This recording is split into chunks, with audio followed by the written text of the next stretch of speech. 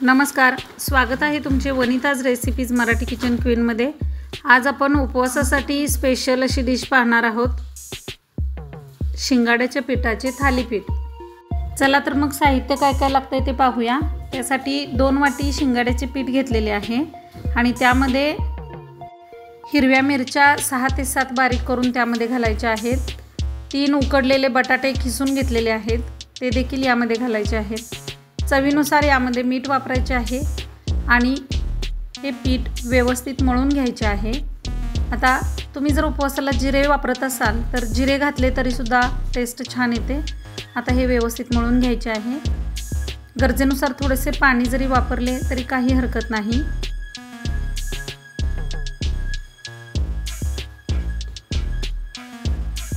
आपल्या चॅनलवर अनेक उपवासाच्या रेसिपी आहेत, बघायला विसरू नका आणि ही रेसिपी कशी झाली ही कमेंट करून कळवा।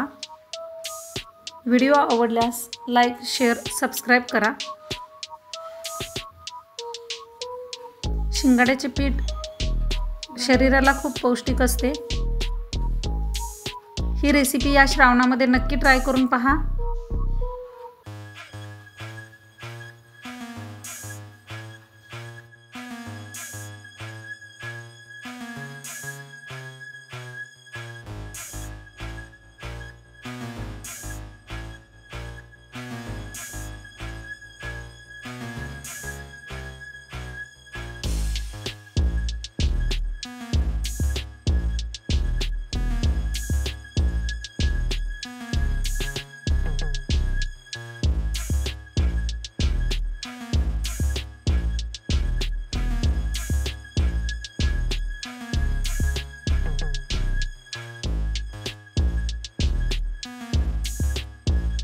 शिंगाड्याचे पीठ थोडे चिकट असल्यामुळे हाताला चिकटलेले आहे बघा। व्यवस्थित अशा पद्धतीने काढून घ्यायचे आहे आणि कणिक मळताना थोडीशी घट्टच मळायची आहे, कारण थोड्या वेळाने पातळ होण्याची शक्यता असते। आता ही भिजायला ठेवूया 10 मिनिट।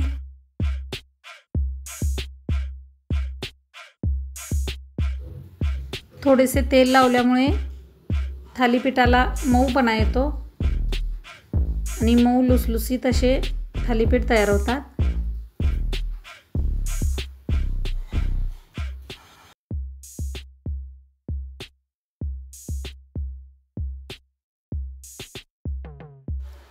आता एक छोटेसे कापड घ्यायचे आहे आणि त्यावरती कणकेचा गोळा घेऊन छोट्या छोट्या पुरीच्या आकाराचे थालीपीठ थापून घ्यायचे आहे हातांनी।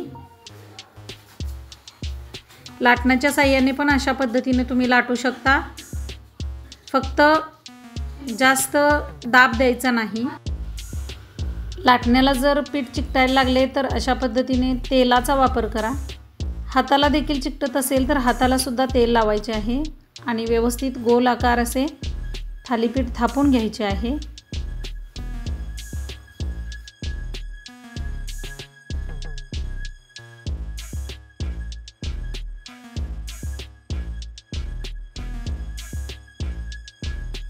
आता कापड उचलायचे आहे आणि तव्यावरती टाकायचे आहे।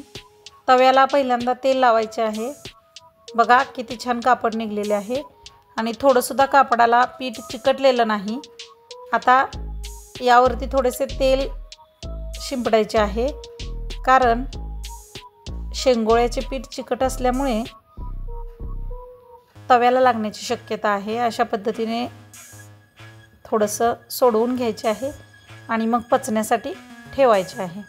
गॅस आता फास्ट सोडायचा आहे आणि दुसरे थालीपीठ लगेच थापून घ्यायचे आहे इकडे। तोपर्यंत ते थालीपीठ भाजत आहे।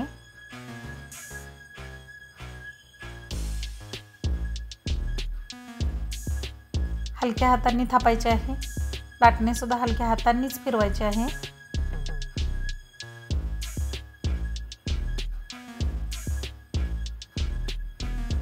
हाताला पीठ चिकटायला लागले की तेलाचा हात घ्यायचा।